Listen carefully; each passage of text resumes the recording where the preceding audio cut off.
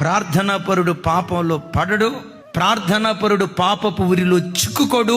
ఆ ప్రార్థనే ప్రతి పాపపు బంధకు నుంచి తప్పించటం ప్రారంభిస్తుంది. సింహాలతో పోరాటం, సింహాల మధ్యలో బ్రతకటం ముగ్గురు జీవితాల్లో జరిగింది. నంబర్ 1 సంసోన్, నంబర్ 2 దావీదు, నంబర్ 3 దానియేలు.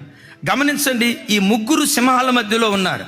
సంసోను మీదకి సింహము బొబ్బరిల్లుచూ వచ్చింది, చంపేశాడు. దావీదు మీదకి సింహం బొబ్బరిల్లుచూ వచ్చింది, చంపేశాడు. దానియేలు దగ్గరికి వచ్చేసరికి సింహం పిన్ డ్రాప్ సైలెన్స్ అయిపోయింది, నోరెత్తల. ఎందుకో తెలుసా? మోకాళ్ళుని ప్రార్థన చేసే దానియేలు ఎదుట సింహాలు కూడా మోకాళ్ళుని అయ్యి.